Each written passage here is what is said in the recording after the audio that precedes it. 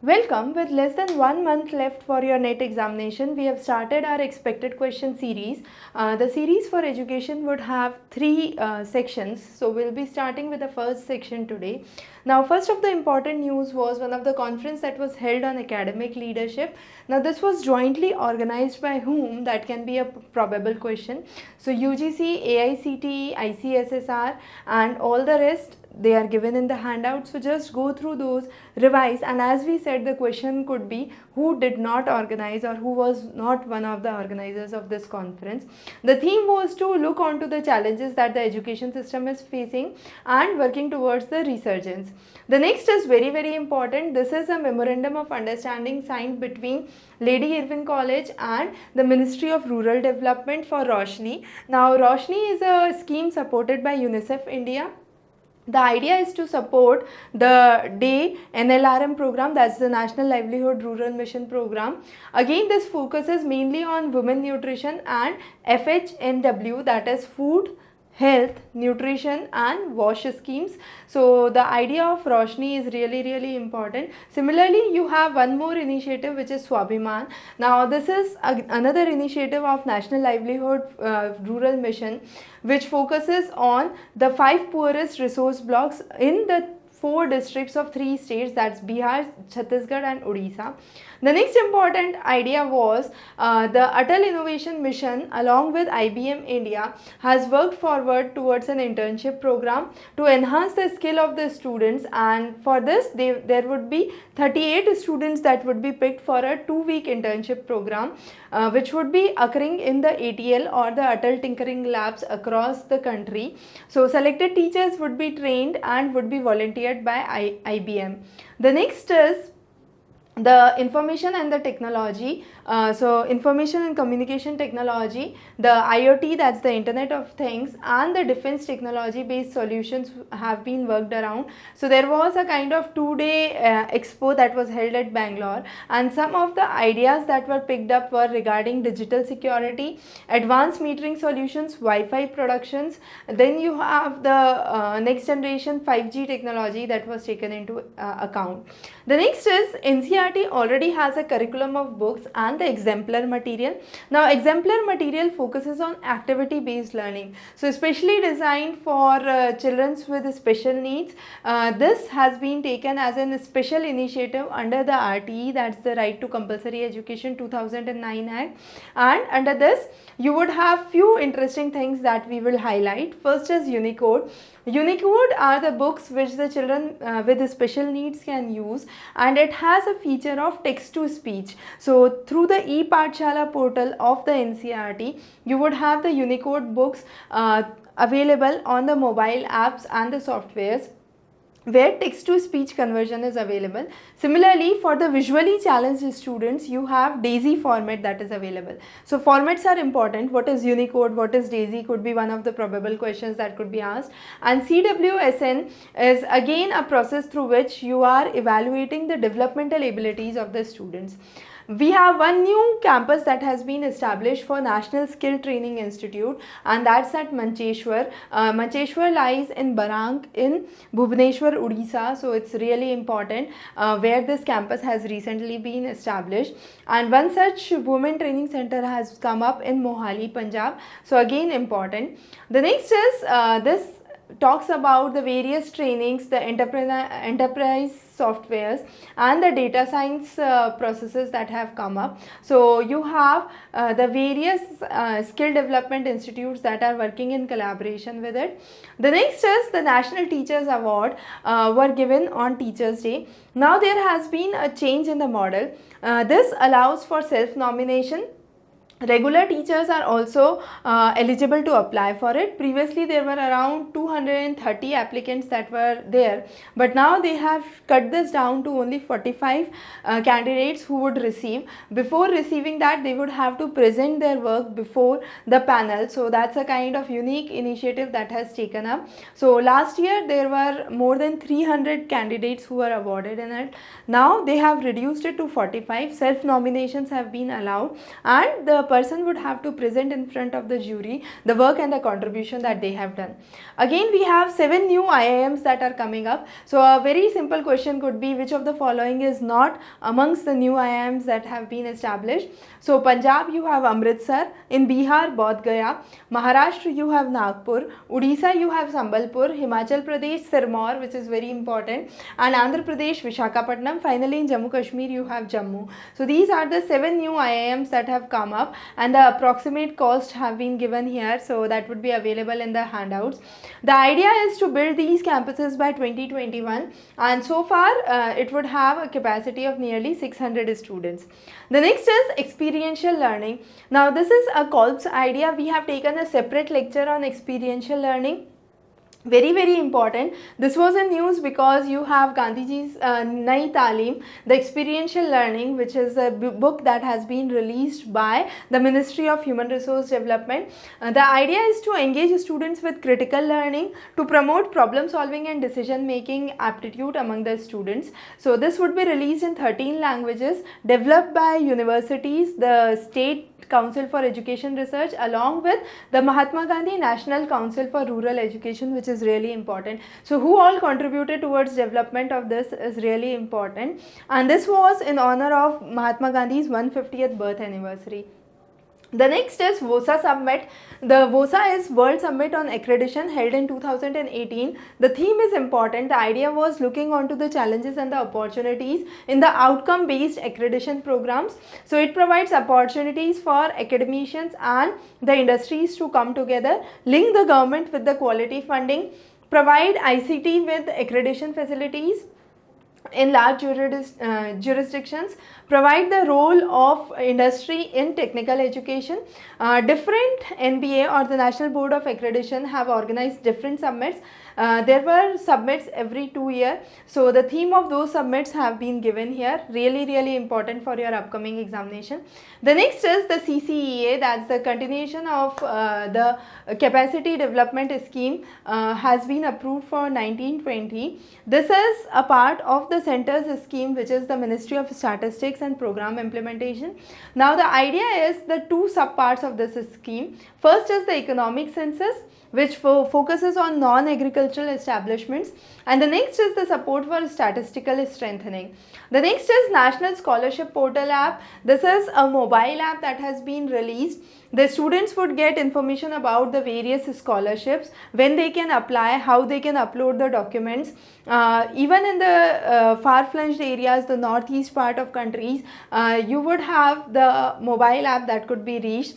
The scholarship would be provided through DBT, that's the direct benefit transfer scheme, directly to the bank account, and along with Ministry of Minority Affairs and Tribal Development, there are two commitments that have been focused on, 3 E's and 3 T's. So there could be a question, which among the following is not the part of 3E or 3T. So 3E is education, employment and empowerment. 3T is teacher, tiffin and toilet. So those are the important things that have been covered under the scholarship app. IIT PAL, this is an initiative led by the government for the students preparing for IIT JEE entrance examinations who can really not afford a kind of costly coaching institute. So you have through the Swayam portal, this IIT PAL would be there, and each IIT would mentor at least 5 engineering colleges nearby to improve the quality of education. So this would be working through the Swayam portal and is really important. So what is IIT PAL? Similarly, the committee which has worked around this would be constituting directors from IIT Delhi, Hyderabad and Tirupati, which has been recently set up. Unnat Bharat Abhiyan 2.0, this focuses on Gram Sabha. So rural transformation is something that's focused under this. It aims to create a cycle between society and a kind of inclusive academic institution that could be there. So focusing on human development and economic development is the sole objective. National Apprenticeship Promotion Scheme 2018 has been launched for the youth for skill training, especially for the ITI. So it's under the Kaushal Bharat, Kushal Bharat, that's the tagline that they have given. So all the pass outs, dual mode trainees can register for this. It would provide financial incentives and government would share 25% of the stipend. The training cost would be somewhere up to a maximum of 7,500 for 500 hours or 3 months per person or per apprentice. So that's how this scheme would work. Vishweshwarya PhD scheme, a very important scheme, very important for your examination perspective. This is a scheme for PhD in electronic sciences and for engineering, basically IT, manufacturing, system engineering and system design. Under this scheme, you would have 25% more fellowship that would be given than other PhD programs, and it would provide scholarships to nearly 200 research fellows that would be there. So very important, the focus of this PhDs would be Internet of Things, cloud computing, photovoltaics, wireless communication, VLSI designs and big data analytics. Now government has provided autonomy to 62 universities across India based on the NAC ratings. So these are the list of universities, really important. Under private you have OP Jindal Global University in Sonipat. Central universities you have JNU, BHU, AMU, those are the major universities. Then what are the deemed universities are again important. So you have TIS, TERI as some of the major deemed institutes. And then you have certain state institutes which are there. Now institutions have been given different scores. So category 1, category 2 and category 3 scores are really important. So what are the scores to be in category 1 could be a kind of question that could come up. So it's 3.5, then category 2 3.26 to 3.5, and then you have the remaining. What are the benefits of the autonomy? They can start their new programs, they can have their new departments, new courses, skill packages that could be given, online distant programs that they can introduce, they can have academic collaborations with other 500 institutions or universities. They can have their own decisions on the fees structure, on the curriculum and the admission procedure, and they will not come under UGC again and again for permissions regarding quality or benchmarking if they are above the category 2. So category 2 and category 1 would not require to go to again and again to UGC for approvals. The next is revision of the post-matric scholarship for OBC students. Now this has been revised. So the payment structure has been revised. So that was up to 1 lakh and now it's 1.5 lakhs. So that has been upgraded. Aims to provide financial assistance to OBC students, and nearly 40 lakh OBC students after class 10th can pursue their goals with this. Swayam portal we have already talked about in our previous classes. So all the portals we have already discussed, Swayam, Gyan. So those are a kind of repetition that's there, but really important. It's a kind of online professional development program that's there for higher education. So you have the first initiative which includes 75 discipline specific resource centers that have come up. Then you have the various UGC programs which are part of it, and the focus is 3 point, that is access, equity and quality. So that's something that has to be focused here. The next is pre-matric, post-matric and MCM, that's merit cum means scholarship, has been provided, and there has been a continuation. So we have the guidelines for those. Now how you have the pre-matric scholarship for class 1 to 10, how the stipend has been changed, what's the criteria, if the family income is less than 1 lakh. For MCM it's less than 2.5 lakhs, and then you have Maulana Azad National Scholarship, that's mainly for the minority students, and the family income should be less than 1 lakh. So 30% of the scholarships are mainly for the girl students, of which 35% has been disbursed to the girl students. The next is new medical college has come up in Devriya in Uttar Pradesh. Now under the new scheme that's up for the Ayushman Bharat, the idea is to have at least one medical college in every 3 parliamentary constituencies and 1 government medical college in each state. So that's the objective that we aim to achieve. Then this is again a very important thing that could be part of your questions in your examination. National Digital Library has been dedicated to the nation on the National Reading Day that falls on 19th of June. Now this National Digital Library is a project of Ministry of Human Resource Development along with MNEICT, that's the National Mission on Education through Information and Communication Technology. So what's the acronym for NMEICT is again important. This has been developed by IIT Kharagpur to empower, inspire and encourage learning programs. Most of the database could be accessed, so it's a single platform that would have all the online database from the institutions in India and abroad, and this would also have a mobile app which has been downloaded more than 6.7 lakh times so far. It's available in 3 languages so far. It's Hindi, English and Bengali. Now government has taken numerous initiatives for strengthening the education in the past few years. So you have Swayam Prabha, Imprint, then you have National Digital Library, we have already talked about, Uchita Avishkar Yojana, that's for interest in science and technology, Rashtriya Avishkar Yojana, Shagun Portal, that's for the school platforms that we have already talked about in our last classes, Sarv Shiksha Abhiyan, midday meals scheme. So all these schemes are really important. We have discussed all those schemes in our previous lectures, so just go through those. You will have the handouts and the links for those in the description below, so just check those out. Then we have again some important developments. NIRF, that's the National Institutional Ranking Framework, a separate lecture we have already covered, important. Swayam Portal we already talked about. So Smart India Hackathon, this is an initiative to invite college students for solutions to common problems. Then you have Gyan, that's global initiative for academic networks aiming for internationalization of higher education. We have RISE scheme 2022, that's revitalizing infrastructure and systems in education.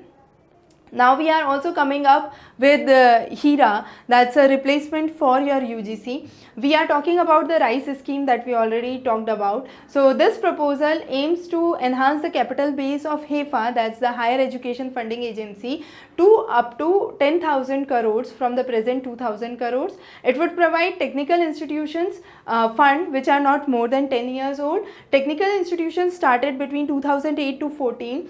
The central universities before 2014, the new institutions after 2014. Now these are some of the very important parameters, which was before, which is after, how we should work around those. So really important thing that you need to know about for your objective, and even a small change or twist in the language can make certain number of choices for your MCQs. So be careful about those. Under Institute of Eminence, we have 3 private, 3 public universities coming. So 3 private are Geo Institute Pune, you have Birla Institute Plani and Manipal and Manipal. You have public sector institutes which are IISc, Indian Institute of Science in Bangalore, IIT Delhi and IIT Bombay.